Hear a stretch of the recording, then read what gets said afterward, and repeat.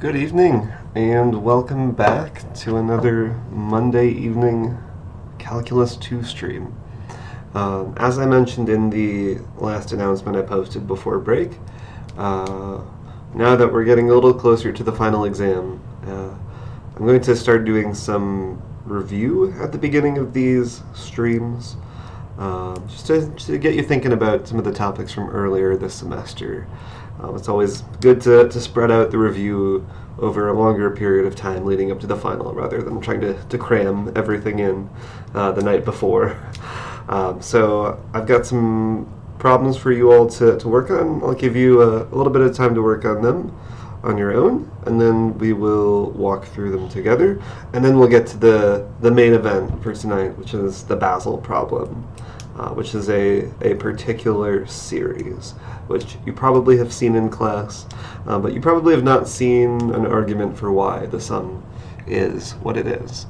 So, let's go back to the beginning of the semester. We spent a few weeks on integration techniques. So I've got 6 integrals for you here to work out. I'm going to give you, I don't know, let's say like 15 minutes to work on these integrals, and then we'll walk through them. And as you're working, if you're just stuck on one of them, feel free to send a message in the chat. I'm happy to give you a hint to get you unstuck. So yeah, let's get to work.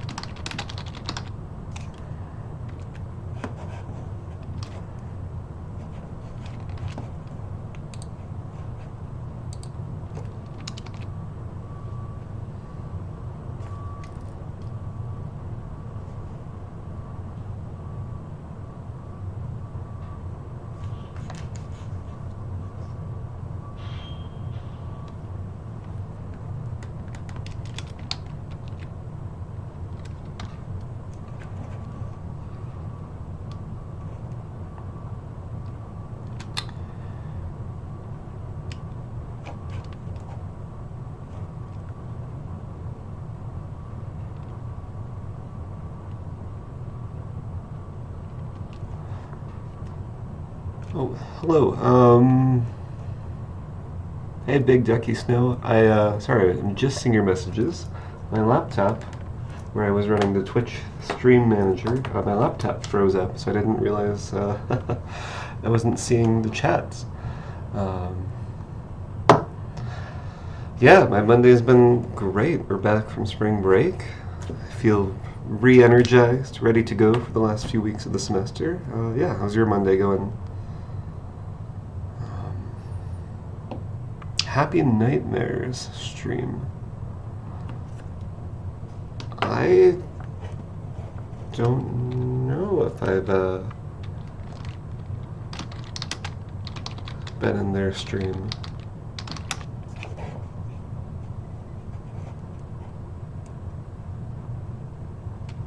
I don't think I have.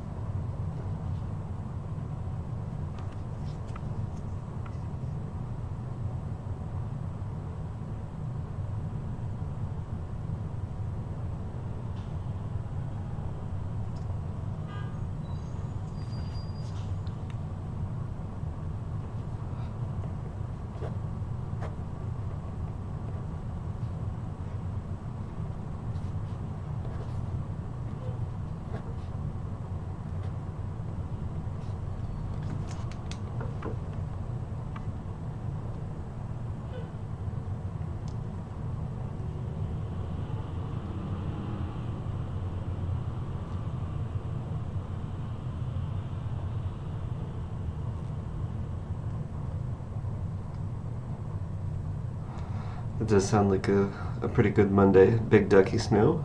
Yeah, what kind of stuff do you want to do in Montreal? I've been to Montreal once for just a few hours. Didn't get a chance to do a whole lot there.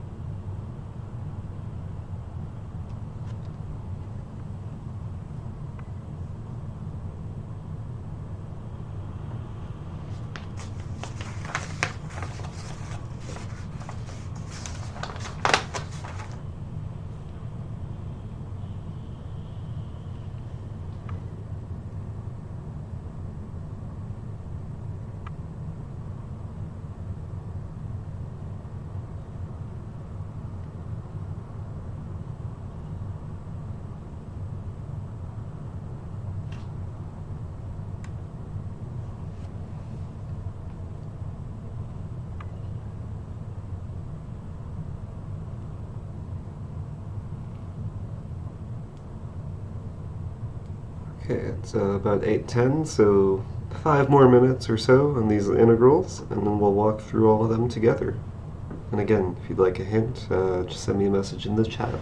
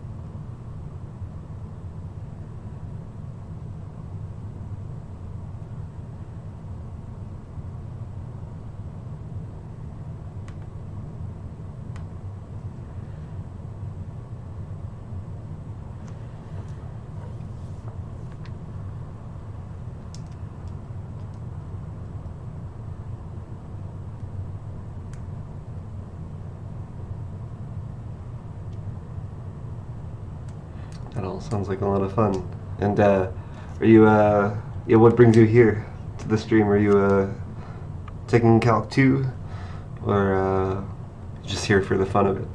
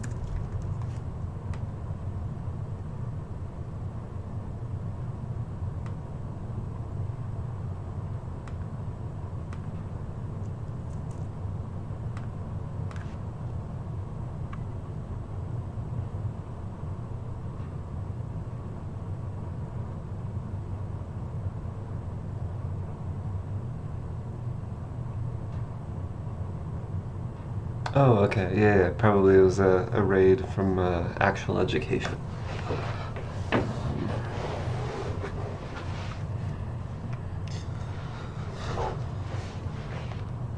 But yeah, we're talking about some cool math tonight. Besides all of these integration techniques, we're going to be talking about the Basel problem, which is figuring out what you get when you add up the reciprocals of the squares of all the integers. So 1 over 1 plus 1/4 plus 1/9 plus 1/16 plus 1/25 and so on. And somehow, magically, this comes out to a quantity that involves pi. So we're going to talk about a couple of ways to compute that sum.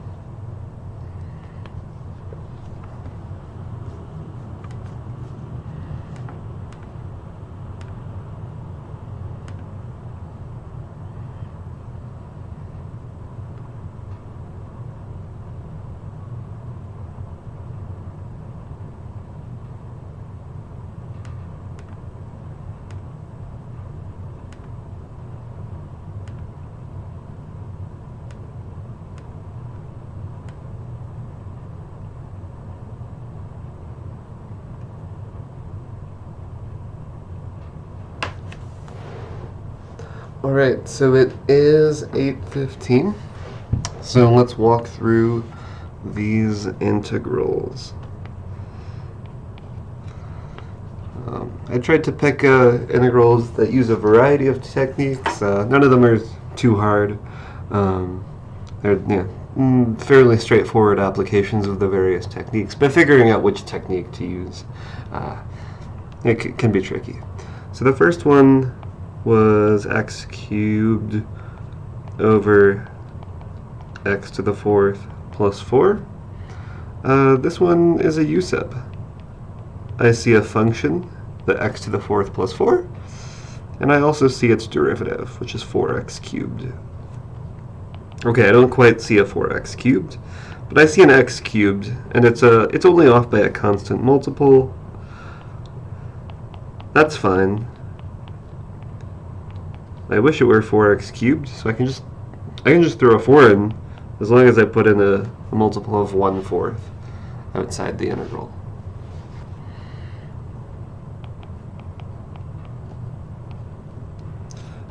Whoops, the du is supposed to be 4x cubed dx, not just 4x cubed. But in the integral now I see 4x cubed dx, which is du, and I see 1 over u. So this becomes 1/4 ln of the absolute value of u plus c. And then let's substitute the x to the fourth plus 4 back in for the absolute value, or for the natural log. And speaking of the absolute value, I didn't write it this last time. That's because x to the fourth plus 4 is always positive. So the absolute value signs are unnecessary in this specific case.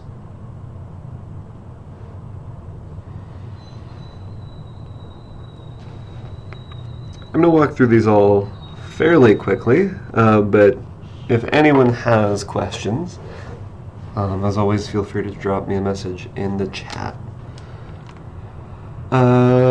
The second one, the second integral was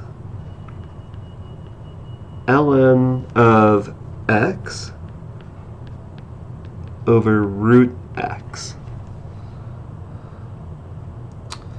I don't think a u substitution works here.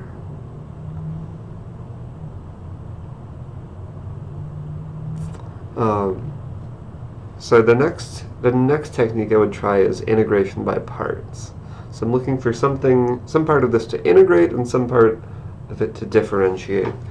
And the point is we want to, and we hope that differentiating part of it will make it simpler, and we hope that integrating the other part of it will at least not make it more complicated.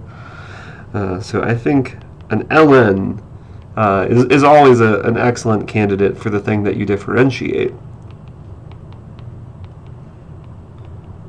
Because when you differentiate, you get a 1 over x. And that's quite a bit simpler than a natural log function. Now, on the other hand, we have this dv, which is 1 over root x dx. That's the same thing as x to the minus 1/2. The antiderivative of that is going to be minus 2x to the 1/2. Sorry, positive 2x to the 1/2.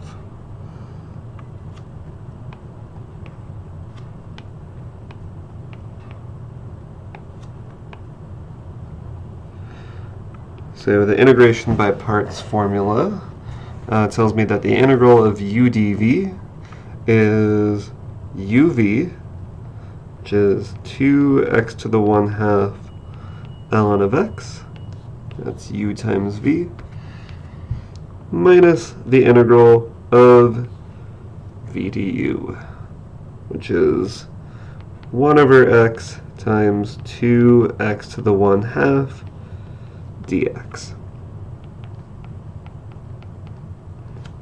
I'll go ahead and rewrite that x to the 1/2 as a square root of x. It's completely optional. It would be just fine to leave it as x to the 1/2. And what I'm left to integrate is 2 over root x, because the x to the 1/2 and the x in the denominator partially cancel out and just leave me with a root x in the denominator. And once again, I'm going to write that as x to the minus 1/2.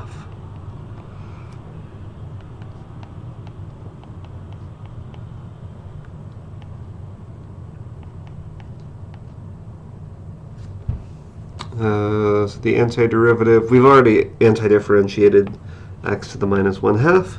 It gives us 2x to the positive 1/2. And I already have a 2 here, so it's going to become a 4. So that should be my antiderivative. Moving on.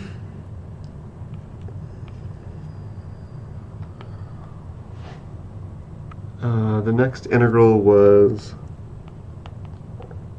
sine to the 5th x cosine squared x.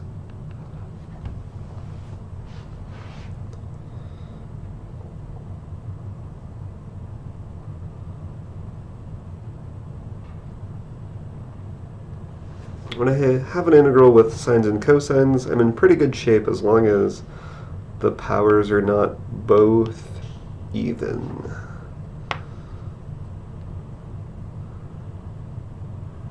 Alright, so the strategy is to use the Pythagorean theorem, or the Pythagorean identity, which says that sine squared of x plus cosine squared of x equals 1. So I'm going to peel off one factor of sine of x, and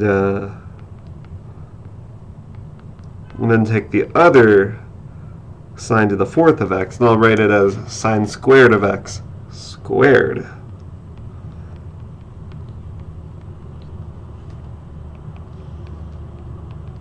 And the point of doing that is I'm going to replace the sine squared with 1 minus cosine squared.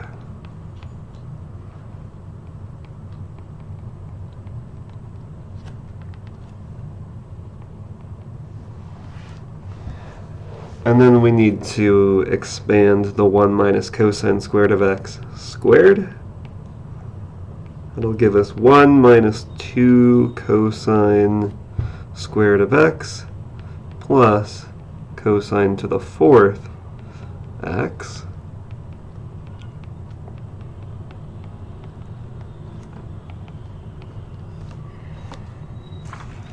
And then I'm going to distribute the cosine squared to this to each term here. I'm going to put the sine of x at the end. So we'll have a cosine squared of x minus a 2 cosine to the 4th x plus cosine to the 6th x, and then sine of x.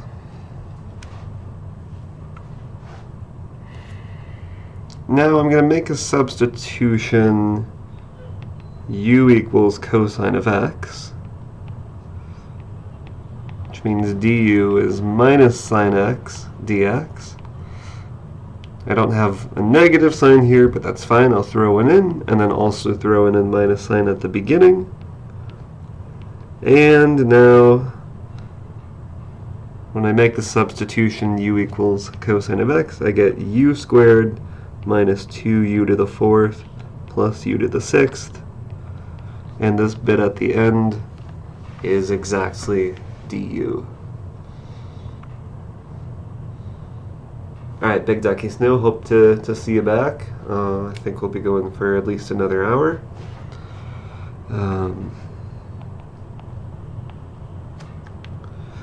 So this is just a polynomial.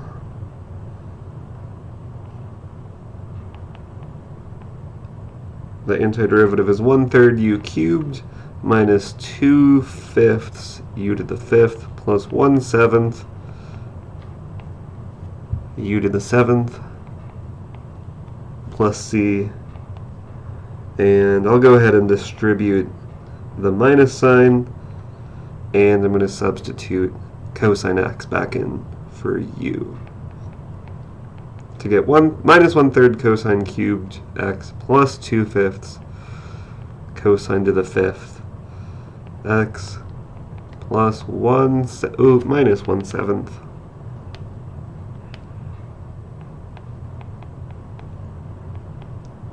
cosine to the 7th x plus c. All right, number 4 was the integral of tangent to the 5th of x. It's a similar strategy as the one with the sines and the cosines, except I'm using a trig identity involving tangents instead of sines and cosines. Now, I never remembered these identities off the top of my head. I mean, I don't remember the ones with tangent and secant or cotangent and cosecant.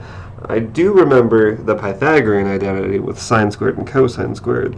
And the point is, you can recover the other ones just dividing by either cosine squared or sine squared. So if I divide both sides by cosine squared x, then sine squared over cosine squared is tangent squared, cosine squared over cosine squared is 1, and then the reciprocal of cosine squared x is secant squared x.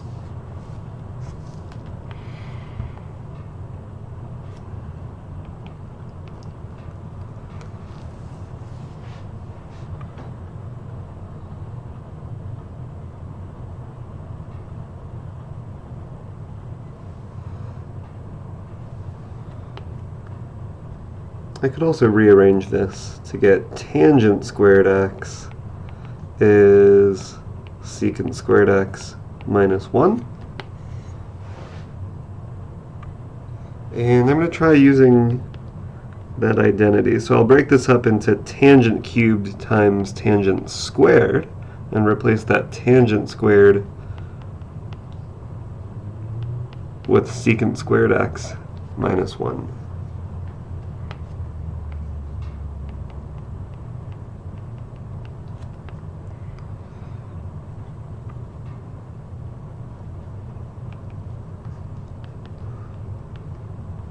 And the main idea here is that I'm going to want to do a substitution.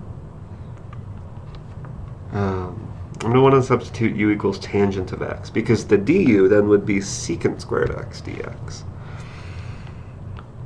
Although I have a problem. I don't have a secant squared in both parts. I have a secant squared here, but when I distribute the tangent, I'm just going to have this tangent cubed x without a secant squared x. But that's fine, because I can use the trig identity here again. So I have tangent cubed x, secant squared x,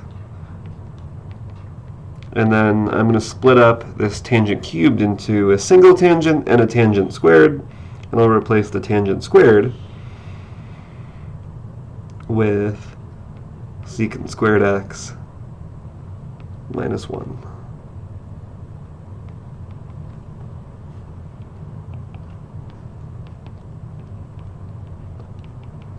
So I have tangent cubed secant squared. This one's not going to be bad to integrate because the u substitution will help. And then I have a tangent x secant squared x, and that same u sub is going to help here too. And then lastly, I have an integral of just tangent of x.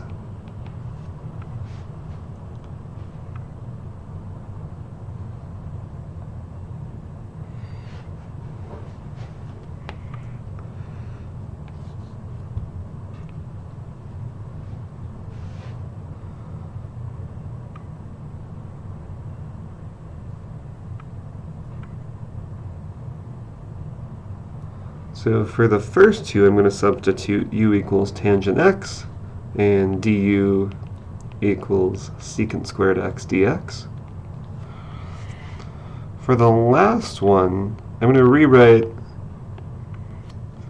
You might just remember the antiderivative of tangent. I don't remember it. It's got an ln, and I think it has a cosine, but I don't remember exactly. So I'm going to rewrite tangent as cosine x, sine x over cosine x. And then I'm going to substitute u equals cosine of x, and du equals minus sine of x dx. And let me throw in that minus sign, one inside, one outside.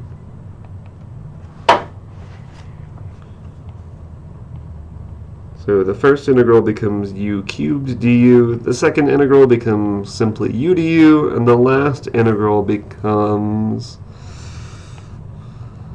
1 over u du. So that's 1/4 u to the, this is not great practice, and I'm using u to refer to two different things, so instead maybe let me do a v substitution for the second one.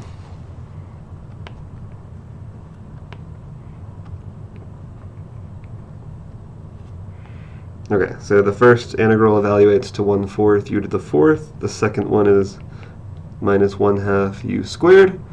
And then the last one is minus ln of the absolute value of v. And substituting everything back in, I get 1/4 tangent to the 4th x minus 1/2 tangent squared x minus ln of the absolute value of cosine of x plus c. All right, so that is integral number 4.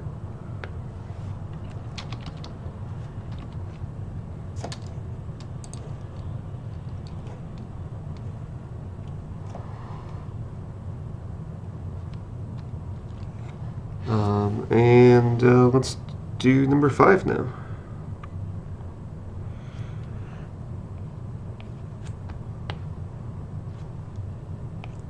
Number 5 was the integral of x over x minus 3 squared. So to do this,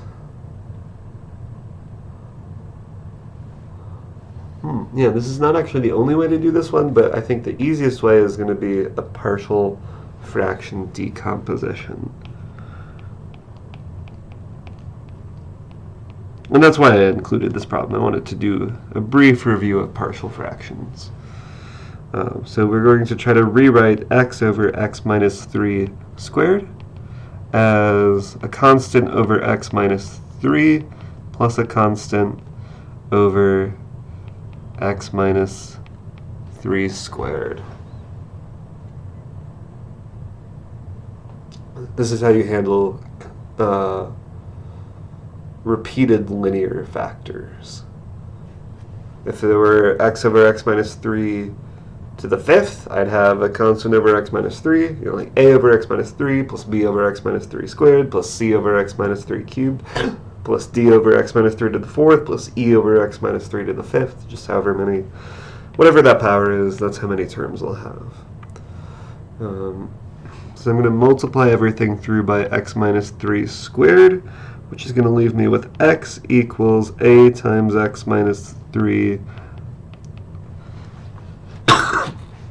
excuse me, plus b. And when x is 3, I will get 3 equals a times 0 plus b, or 3 equals b.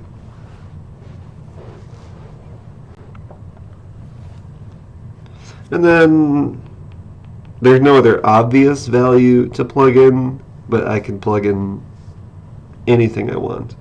I think 4 is going to be convenient because that's going to make this thing 1.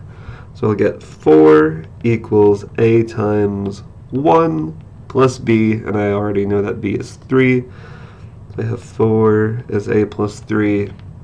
That means a is 1. Okay, so we have successfully rewritten this fraction. X over x minus 3 squared is the same thing as 1 over x minus 3 plus 3 over x minus 3 squared. And now we can integrate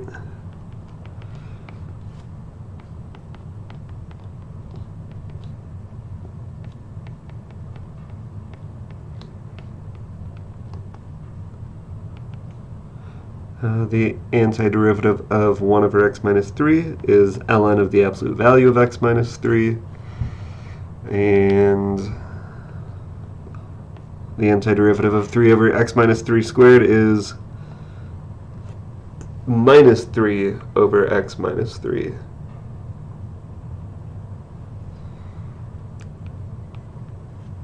There we go. One more.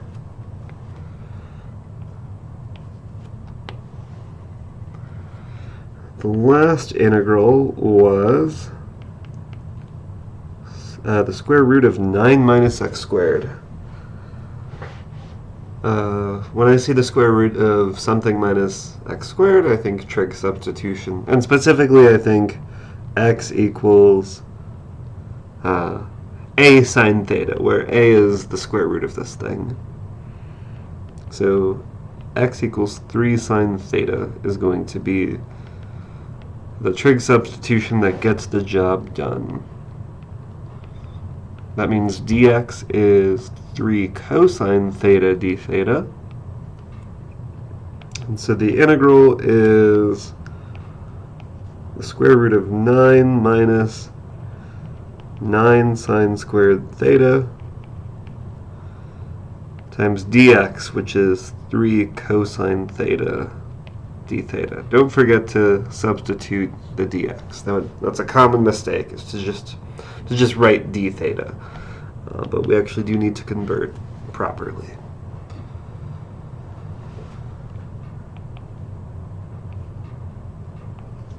So inside the square root, I have 9, and I have 1 minus sine squared theta.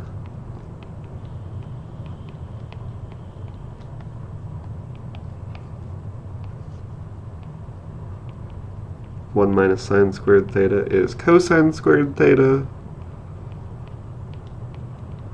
The square root of 9 cosine squared theta is 3 cosine theta. And I end up needing to integrate 9 cosine squared theta. How do you integrate cosine squared? Well, whenever you're integrating an even power of sine or cosine, we use a trig identity. We use the double angle formula. Cosine squared theta is equal to 1 plus cosine of 2 theta over 2.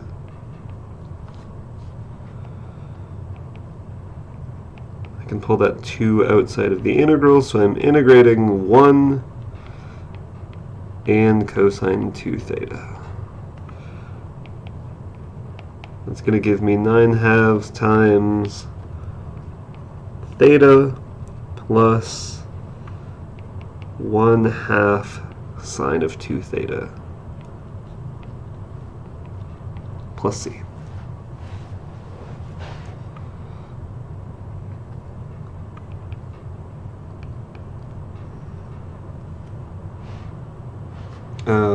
Now we should substitute back. So if x is 3 sine theta, then theta is the arcsine of x over 3.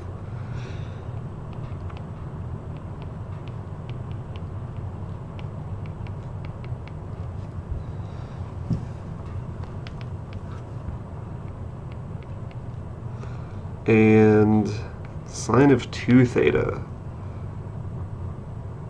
Alright, so I've got the 9/4, which is 9 halves times 1/2. Sine of 2 theta is 2 sine theta cosine theta.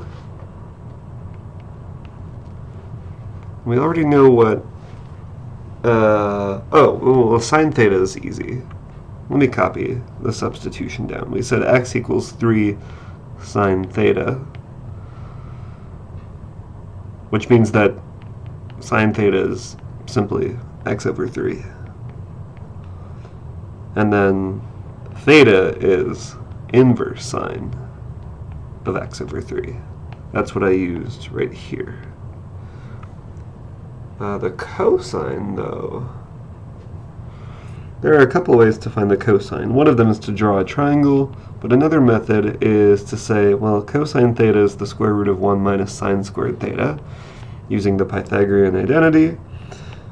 And sine theta is x over 3.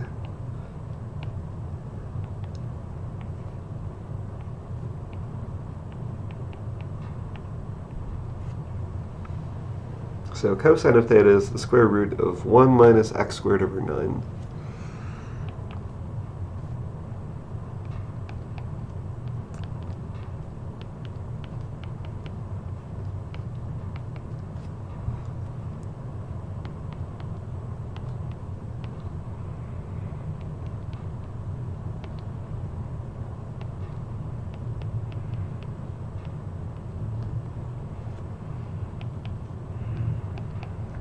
And let's just simplify this as much as we can.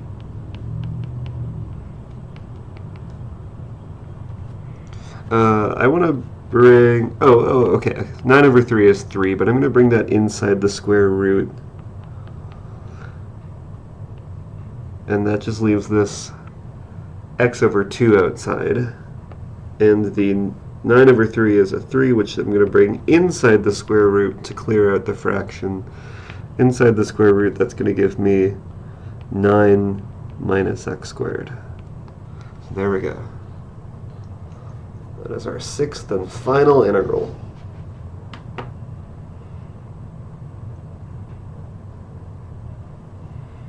All right, let's take a quick break for about 5 minutes.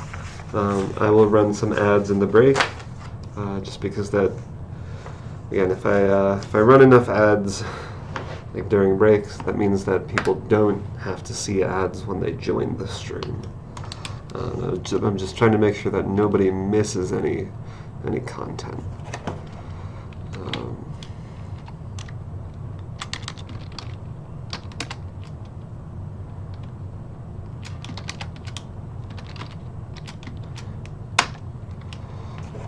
All right, so we'll be back in about 5 minutes.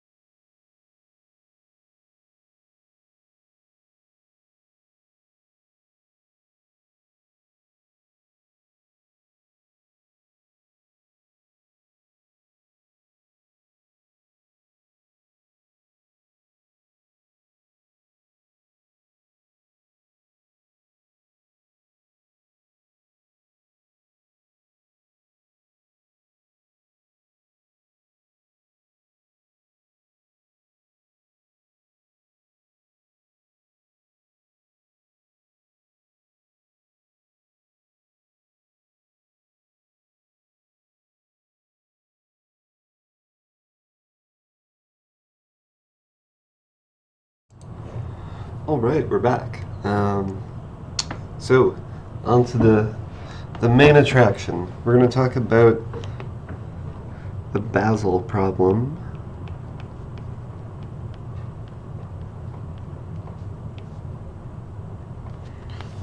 Which is just the name that's given to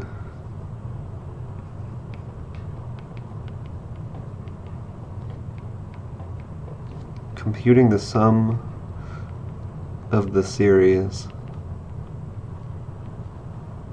sum from n equals 1 to infinity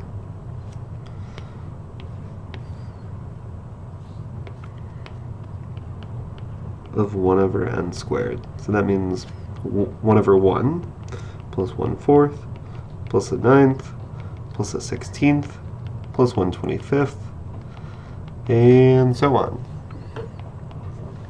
Now in Calc 2 you spend a lot of time learning about series tests, so techniques for deciding whether or not a series converges, but for most series, even if they do converge, you can't actually, or at least in Calc 2, you don't say what they actually converge to. There are a few exceptions. Geometric series, it's pretty easy to compute the sum if they converge. Telescoping series, we can often compute the sum. But most of the time, even if we can say the series converges, we don't know what it converges to. So I wanted to show you this series, because it's one of the few ones where we actually can compute the sum of the series. And strangely enough, the answer involves pi, which I would not have guessed. That the sum of the reciprocals of the squares of the integers that gives you pi. So that's pretty cool. Well, not pi exactly, but something involving pi. So I'm going to show you two different methods for computing the sum of the series, but maybe let me first just quickly review how we know that this converges.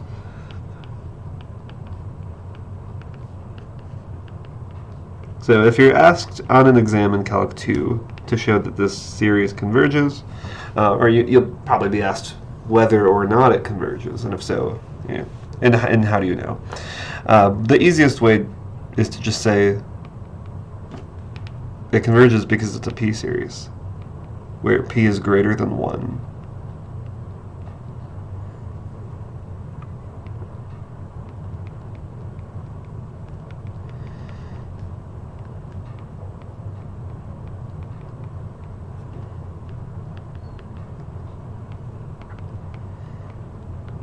So a p-series with p greater than 1 converges, and a p-series with p less than or equal to 1 diverges.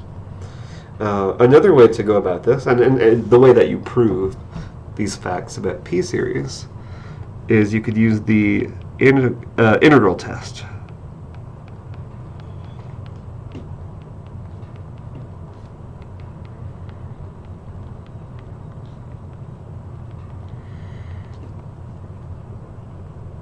So we could look at the integral from 1 to infinity of 1 over x squared dx. That's an improper integral. So great, we're also getting to review improper integrals. If we have an integral that goes to infinity, we rewrite that as a limit of proper integrals. The limit as b goes to infinity of the integral from 1 to b. And then we can evaluate that integral, because the antiderivative is just minus 1 over x.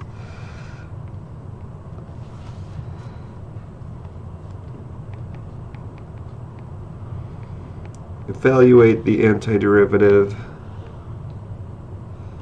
from 1 to b. That's going to give us minus 1 over b minus 1 over 1.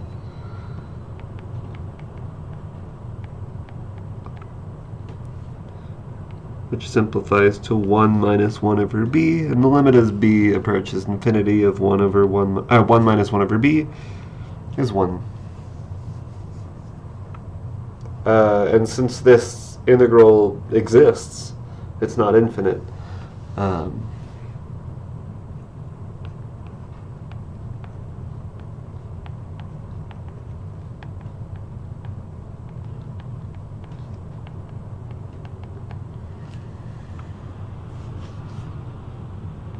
That means the sum converges.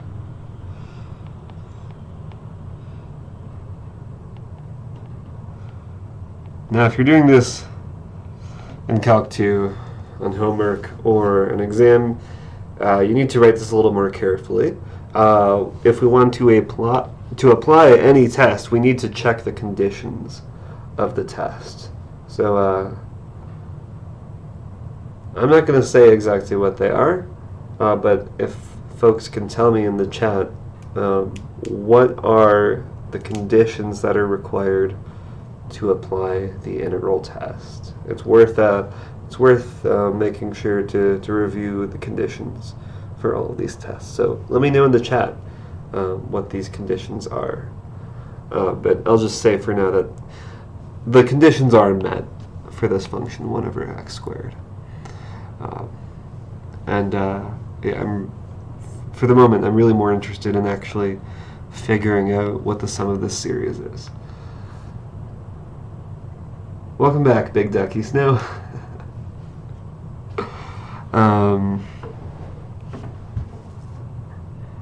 So I'm going to show you two methods to evaluate the sum of this series. The first method is essentially the way that Leonhard Euler determined the sum of this series hundreds of years ago. And by modern mathematical standards, it was not quite a rigorous proof. And I'll point out why it's not exactly a technically correct proof, but it gave him the right answer. Method 1, the idea here is, and, this is not gonna seem obviously related to the series, but bear with me. But if you're a person who thinks about polynomials a lot, as I'm sure Euler must have been, there's this fact about polynomials, which I'm going to illustrate with a polynomial with 3 roots. So let's say the roots are a, b, and c. That means the polynomial up to a constant factor, which I'm not worried about. The polynomial is x minus a times x minus b times x minus c. Right? It has all of these linear factors corresponding to the roots. But I'm also going to multiply this out.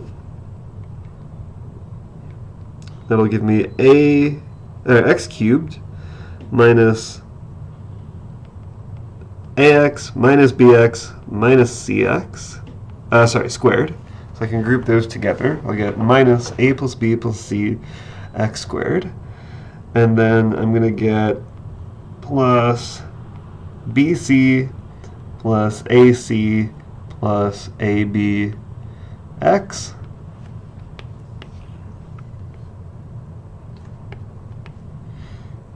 minus abc.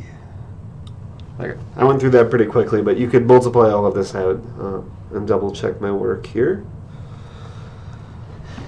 And the thing to note is, so if I name the coefficients here, a1 or a3, a2, a1, a0. If you look at minus a1 over a0, so that's the opposite of minus abc over, a1. So minus bc plus ac plus ab over minus abc. This simplifies to, well, the minus signs cancel. And then you have bc over abc, which is just 1 over a, plus ac over abc, which is 1 over b. And then lastly, ab over abc, which is 1 over c. So remember, a, b, and c are the roots of the polynomial, so we're getting the sum of the reciprocals of the roots of the polynomial. And the cool fact is that this is completely general.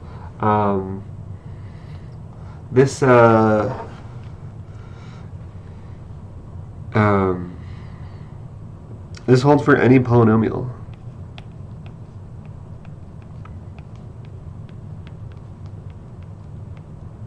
Or any polynomial that factors completely into linear terms.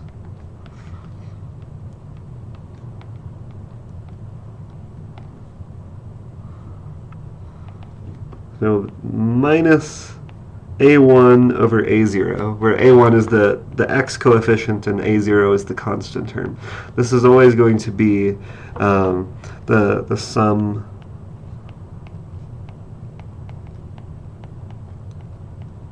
of the reciprocals of the roots.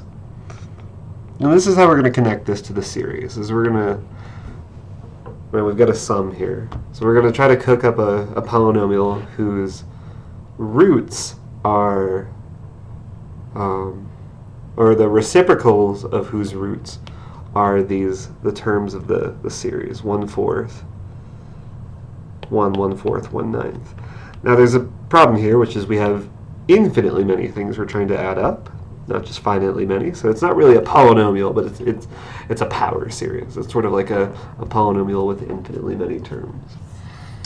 DJS King. Oh yeah, I think I have seen at least one video from 3 Blue 1 Brown about this problem. It's yeah, there are so many different ways to evaluate this series. I remember that video being really cool. I'm showing 2 methods of doing this from a paper called 6 Ways to Sum a Series. So as you can guess, there are 4 other methods from that paper that I'm not going to show. I'm sure Grant Sanderson has made videos about at least one of those methods, if not more. But yeah, I highly recommend the YouTube channel 3 Blue 1 Brown to anyone who hasn't discovered it yet. So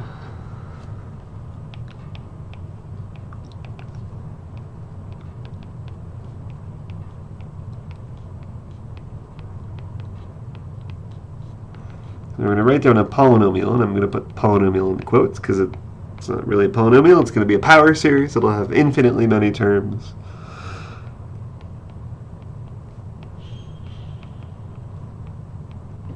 So we're looking for a power series whose roots are 1, 4, 9, 16, and so on. Because then to find the sum of the reciprocals of those roots, we could just look at the constant term as the coefficient of the x term divided by the constant term. And of course, right, this is true for polynomials. It's not necessarily true for all power series. So this is one of the reasons why this proof that Euler came up with is not technically correct, or at least there are a lot of technical details that need to be filled in. Okay. So the polynomial that's going to work is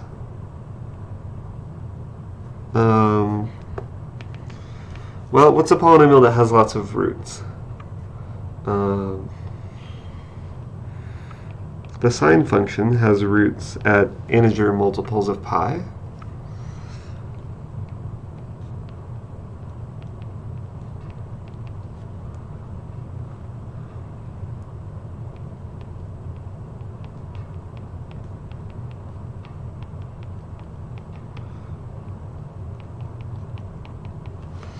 So we're looking for a clever way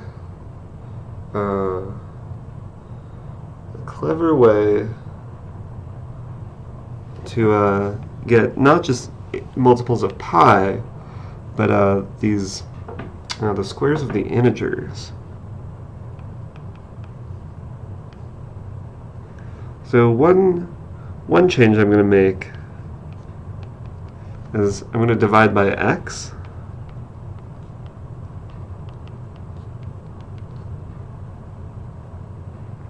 So So now 0 is not a root. Right, I don't have a 0 here. And then I'm actually going to replace the x with square root of x.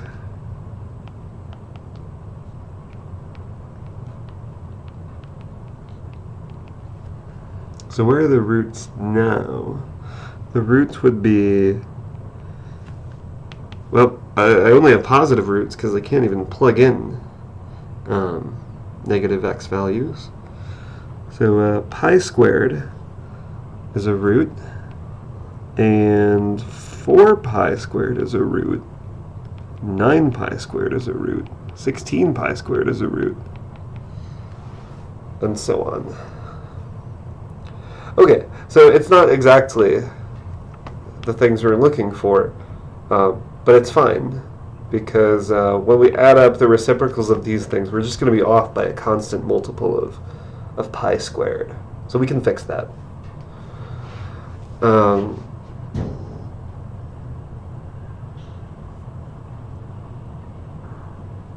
So we were looking for a polynomial with all these roots, or all of these roots that are just off by a factor of pi squared. The problem is, that's not really a polynomial. Sine of root x over root x is not a polynomial. But we can represent it with a power series. And I don't believe you've covered power series in Calc 2 yet, so you're getting sort of a preview of some exciting upcoming topics. I'm just checking the calendar for Calc 2. Power series. I see an intro to power series project on Thursday of next week. Okay, so not for a little while. But hopefully this will convince you that power series are interesting. This is just one of many, many things that you can do with them. So, right, where were we at? We said the sine of root x over root x is not a polynomial, but it does have a power series, which is like just a polynomial, but it can have infinitely many terms. Or you could also think of it as it's a series, but it has a variable on it. So one of the things you'll learn in Calc 2 when you study power series is that sine of x can be represented as x minus 1 over 3 factorial times x cubed plus 1 over 5 factorial times x to the 5th minus 1 over 7 factorial times x to the 7th, and so on. So we keep going with odd powers, and the signs alternate between positive and negative. Factorial means multiply all the integers down to 1. So 3 factorial is 3 times 2 times 1, which is 6.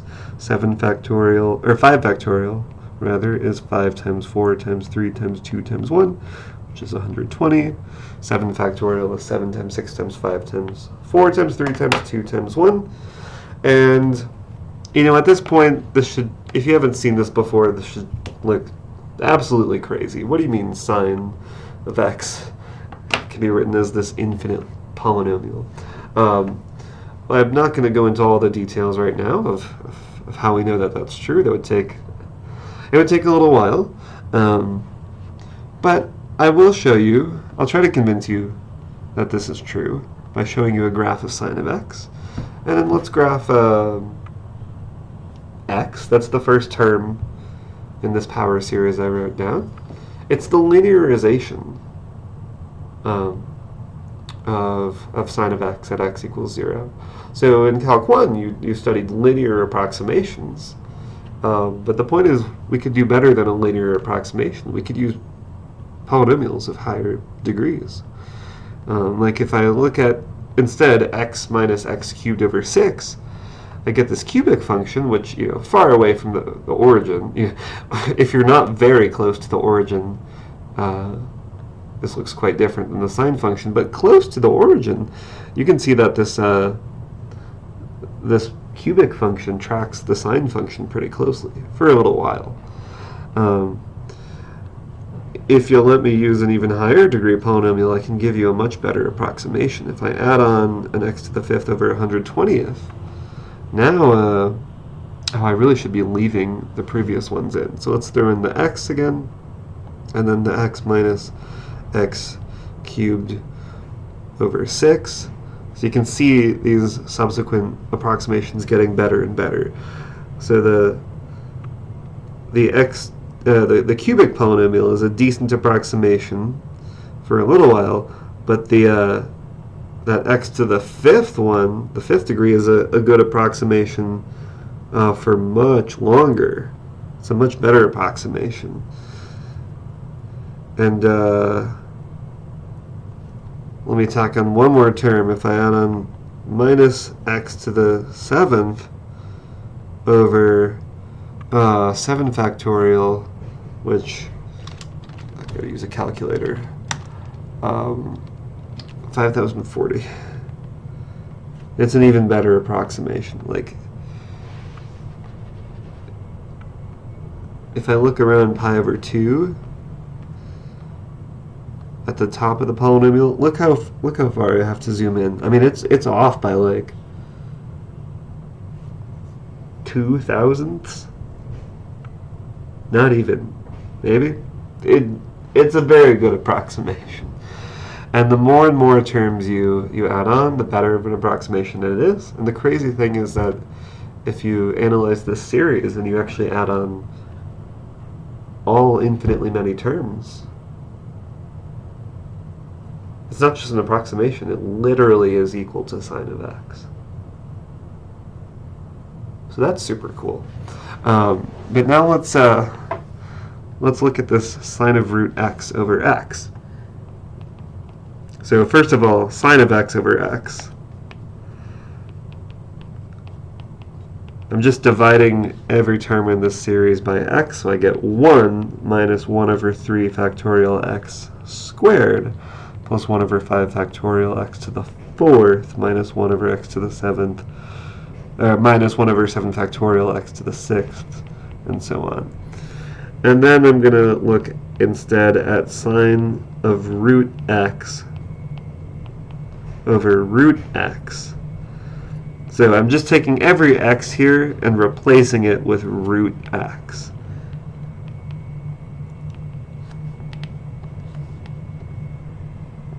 So if I replace this x with a root x, then I have root x squared, which is just x.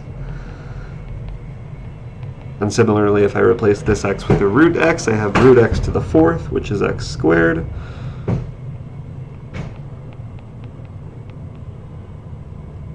And so on.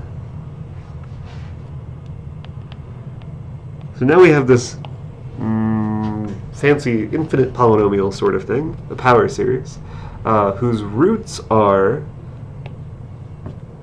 pi squared, 4 pi squared, 9 pi squared, 16 pi squared. So if, and again, we're waving our hands here, there are a lot of technical details that it would take some work to make this a really careful argument.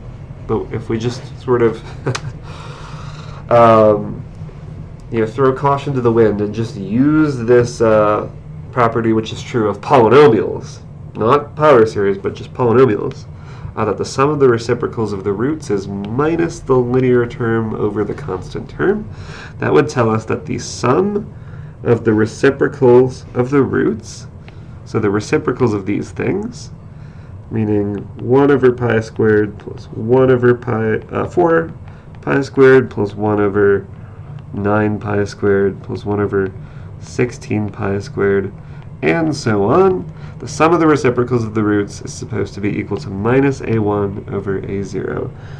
a1 is this minus 1 over 3 factorial. And then a0 is that constant term of 1. So I have the sum We're almost there. The sum from n equals 1 to infinity of 1 over pi squared n squared, that's just this sum rewritten in sigma notation, is equal to, oh, sorry, I'm missing a minus sign. There's one minus sign here because it's minus a1 over a0, but then a1 itself has a minus sign. So there are two minus signs that cancel out, and I'm left with 1 over 6. The 6 coming from this 3 factorial. And if I multiply both sides of this by pi squared, I get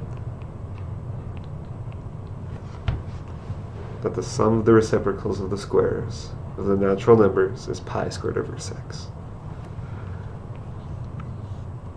And despite the dubious logic of treating this power series like a polynomial and using this fact, which is not really applicable to all power series, this actually is the correct answer. The sum of the reciprocals of the squares of the natural numbers is pi squared over 6. That's amazing. Does the value of x need to be determined? Do the base and the exponents determine the amplitude and frequency of those lines? Were you looking at the graphs when you asked this? I don't know what's happening with the Desmos app here.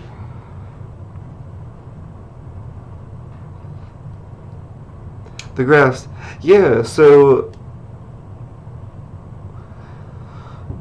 we're kind of writing down something that's true for all x values.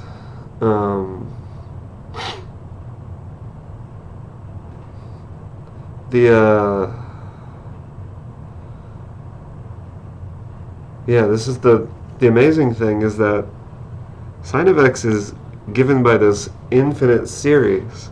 And this is true for all values of x. And I'm not actually even I'm not like plugging in a particular value of x to get my conclusion here. We're using this fact about polynomials that if you look at the ratio of the linear and the constant terms, you get the sum of the reciprocals of the roots. And we analyzed, or the way that we came up with this particular thing to look at is we found a thing whose roots are closely related to the reciprocals of the squares of the natural numbers. So one interesting thing is, because you also asked, do the base and exponents determine the amplitude and the frequency? So maybe one thing I want to point out is, and again, sorry that Desmos is being weird, but these, like the constants here, and maybe also the exponents, depending on what powers and what powers of x and what coefficients I pick, I can get essentially any function I want. So let me show you all a different function. I'm going to do 1 minus x squared over 2. And send me a message in chat when you think you know what function I'm trying to build up. Plus x to the 4th over 24 minus x to the 6th over 720, which is 6 factorial. Okay, maybe it's a little hard to tell from the graph what this is going to be, because it's only accurate close to the origin.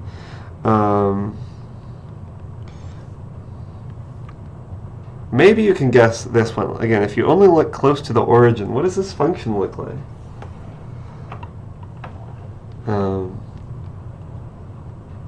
Well, I'm actually writing out here the power series for cosine of x. You can see I added in the graph of the cosine of x, and it almost makes no difference.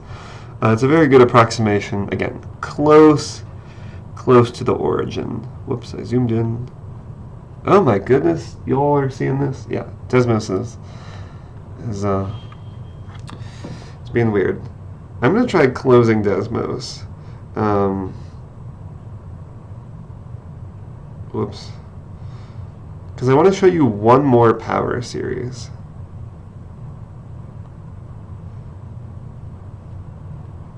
And DJS King had a question. Do the negatives go away in the 1 over n pi squared part? Which negatives are you thinking of?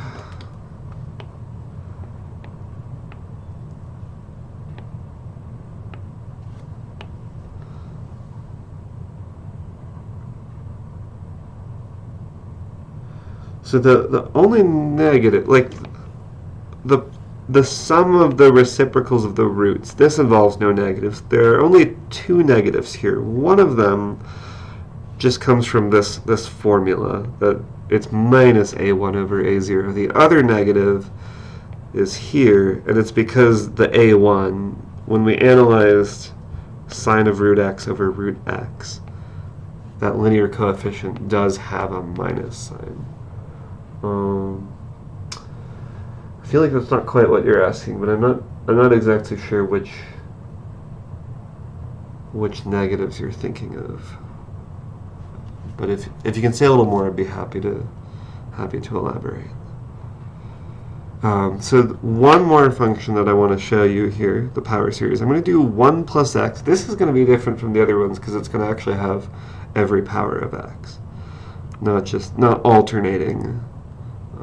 Like we saw, sine only had odd powers of x, and cosine only had even powers. So I'm going to do 1 plus x squared plus x cubed over 3 factorial, which is 6, plus, and again, only look really close to the origin, because that's where it's going to be accurate. I'm going to add on x to the 4th over 4 factorial. So this is a very simple formula. Each term is x to the n over x to the n over n factorial.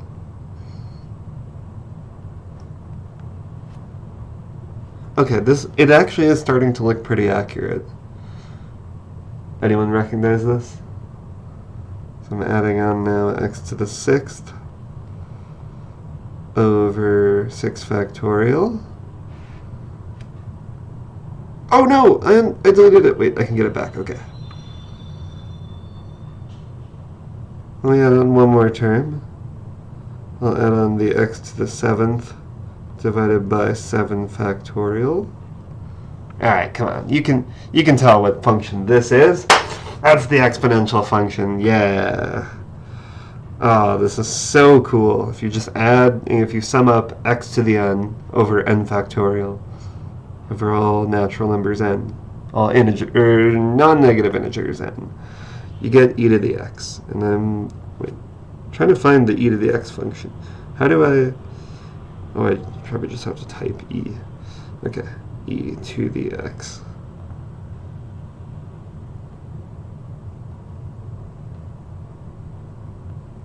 Sorry, I'm struggling here. There we go, e to the x. Look at that.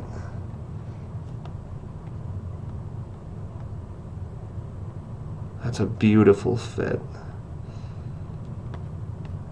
Wow, like if I look at x equals 1, let's see how far I have to zoom in to be able to tell a difference.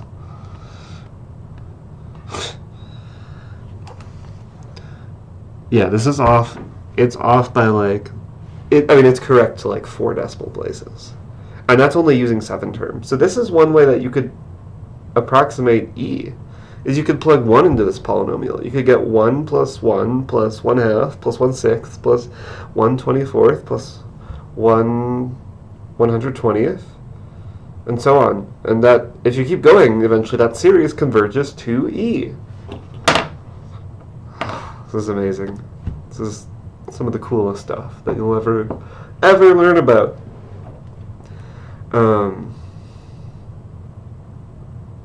Okay, so that's one way to come up with the sum of the reciprocals of the natural numbers. I want to show you one more method, and please let me know if anyone has questions about this method. I want to show you one method because this method is a little sketchy, because, again, this observation about the sum of the reciprocals of the roots, that's true for polynomials. I have not convinced you. I have not given sufficient detail to argue that this is true for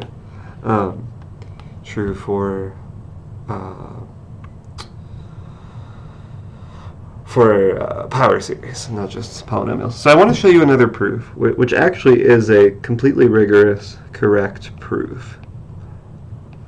I won't show all the details, but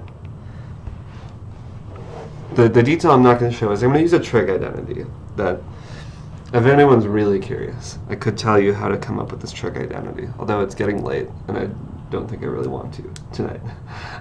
But it's something that you could definitely understand. It would just take a little bit of time to walk through the details. But we're going to use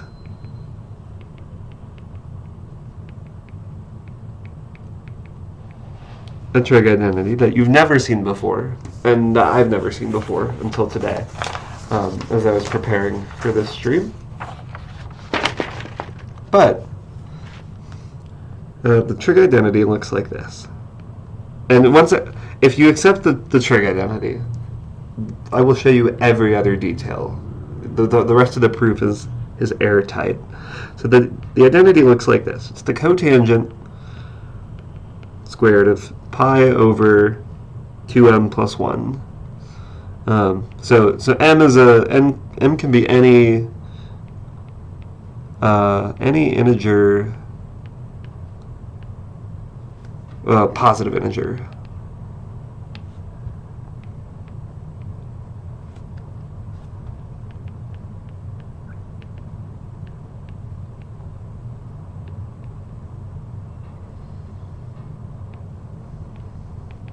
So the cotangent squared of pi over 2m plus 1 plus the cotangent squared of 2 pi over 2m plus 1 plus the cotangent squared of 3 pi over 2m plus 1. I think you see where this is going. We're going to keep going, and we're going to stop at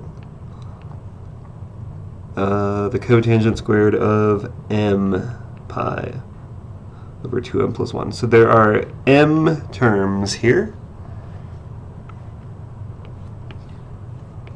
And this is a trig identity, so there had better be an equation.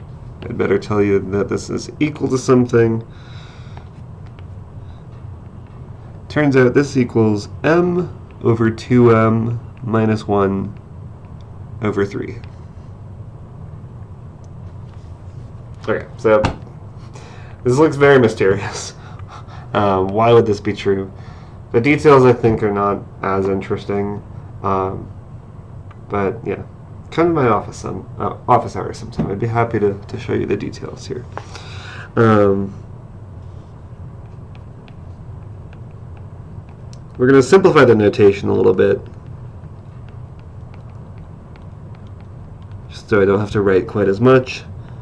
I'm going to let omega equal pi over 2m plus 1. So the identity is that the cotangent squared of omega plus the cotangent squared of 2 omega plus the cotangent squared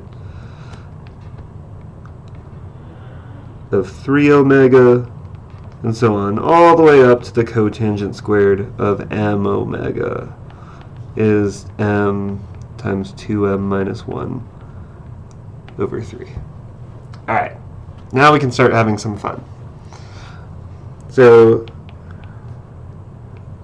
for all values of x between 0 and pi over 2, sine of x is less than x is less than the tangent of x. This is clear if you graph all three of these functions. Sine x looks kind of like this.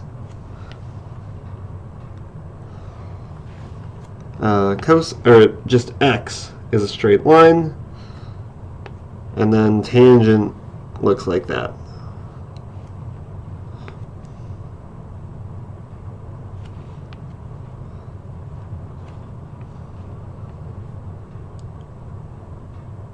Okay, so if you look between 0 and 2 pi, again, the picture's not perfect, but hopefully you get the idea. Sine of x is less than x, which is less than tangent of x. And I'm going to take the reciprocals. The reciprocal of sine of x is cosecant of x. The reciprocal of x is 1 over x. The reciprocal of tangent of x is cotangent of x. And right, this cotangent is how I'm going to bring in that trig identity. There's one little tricky thing here, which is when you take reciprocals with an inequality, you actually flip the inequalities. So let me flip them back the other way. So cotangent of x is less than 1 over x is less than cosecant of x. And I'm actually also going to go ahead and square everything. Squaring, since these are positive, squaring doesn't change the doesn't flip the inequalities. And I'm going to do one other thing.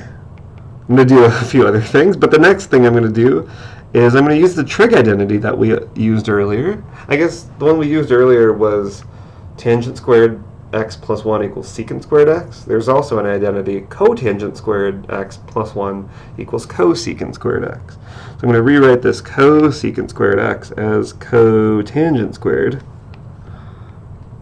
x plus 1. Alright. So I've got these inequalities. Now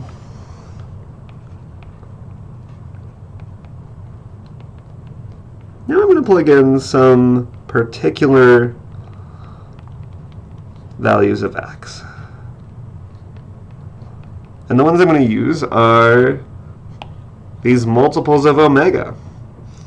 So I have the cotangent squared of omega is less than 1 over omega squared is less than the cotangent squared of omega plus 1. And the cotangent squared of 2 omega is less than 1 over, okay, so 1 over 2 omega squared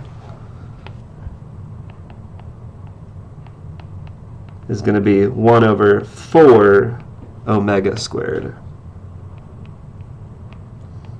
And that's less than the cotangent squared of 2 omega plus 1. And the cotangent squared of 3 omega is less than 1 over 3 omega squared, which is 9 omega squared. And I think you can see the connection to the Basel problem here. I'm starting to see these reciprocals of the squares of the integers.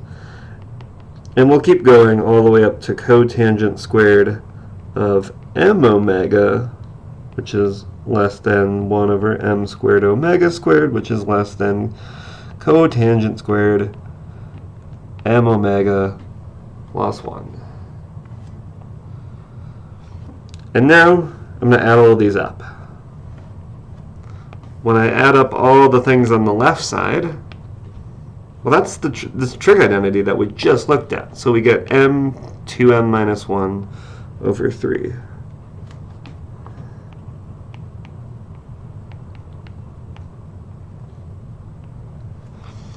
When I add all these up, I get the sum from n equals 1, not to infinity, but just up to m, of 1 over n squared omega squared. So this is not the full series, but it is a partial sum of that series. And then when I sum up all of these things, well, I have all the cotangent squareds, which I already know gives me m times 2m minus 1 over 3. But I also have a bunch of 1s. How many 1s do I have? Well, there are m rows. So if I add up m 1s, I get m.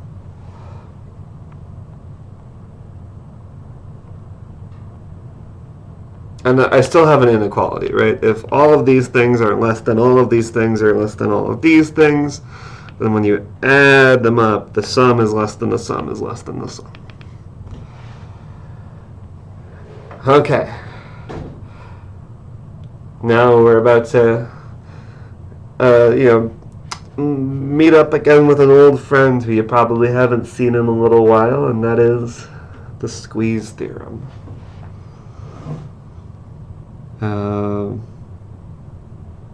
One step before we do the squeeze theorem, I'm going to multiply all three sides of this inequality by omega squared, just to get rid of this, so that I actually have the sum of 1 over m squared. So I have m times 2m minus 1 times 3, and let me remind you that omega we defined as pi over 2m plus 1. So I'll also get a pi, and omega squared is pi squared over 2m plus 1 squared. So I'll get a pi squared in the numerator, and then in the denominator I'm going to have a 3 2m plus 1 squared.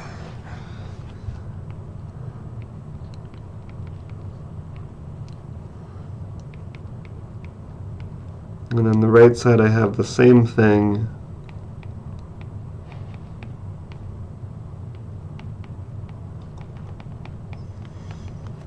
but I also have this m that gets multiplied by omega squared.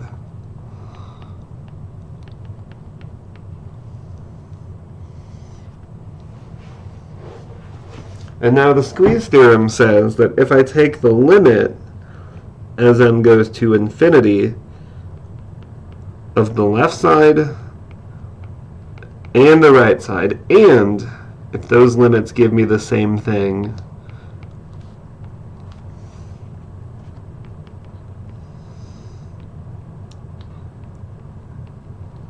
then the limit of the middle term exists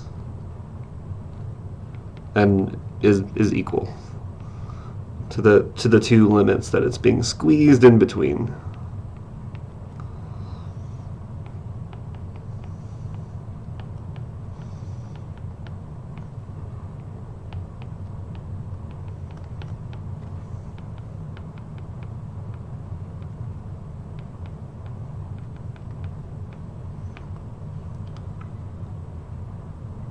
Okay. Well, what's the limit of this? In the numerator, if I multiply that out, that's a quadratic. In the denominator, it's also a quadratic. So I have a quadratic over a quadratic. When you take the limit of a quadratic over a quadratic as the variable goes to infinity, you just get the ratio of the leading terms, because the degree in the numerator is the same as the degree in the denominator. So the ratio of the leading terms, in the top I'm going to have a 2 pi squared. In the bottom, once I square this all out, I'll have a 4m squared as my leading term. So I'll have 3 times 4. I guess the leading term will be 12m squared. So I get 2 pi squared over 12. Let me write this. 2 pi squared over, 12. And over here, the same thing. This first term, the limit as m goes to infinity, is 2 pi squared over 12. And then I have a linear term, just m, over a quadratic. As m goes to infinity, since the degree is higher in the denominator than in the numerator, that limit is going to 0. And these are equal.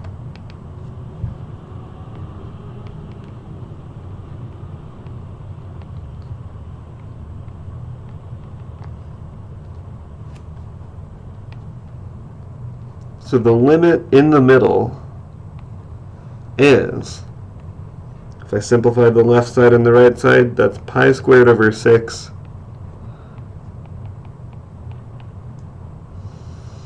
and the limit as m goes to infinity of the mth partial sum, that is by definition the sum of the series.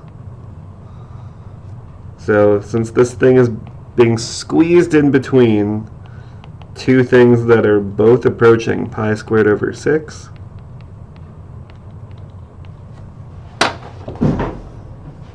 The sum of the series is pi squared over 6. So once again, this proof is this is a mathematically rigorous proof, unlike the first one. The only detail that I didn't show you is why this trig identity is true, but it's a trig identity. It's not anything as deep and profound as like manipulating power series. So I think this is a really nice proof. And I think that's where I'm going to end for the night. So if anyone has any last questions, let me know. Otherwise, I'll sign off in about a minute.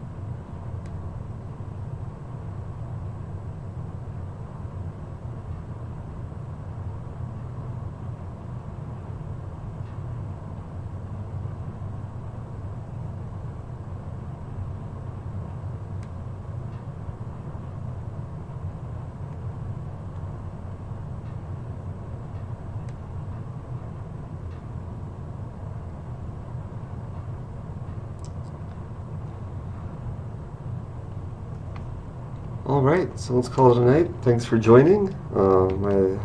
This is a really fascinating topic. I hope you all found it as intriguing as I do. I hope the review of the integration techniques at the beginning was helpful. I'll be streaming Monday evenings at 8 p.m. For the remainder of the semester, except before midterm 3, we'll do Sunday afternoon at 3 p.m. instead.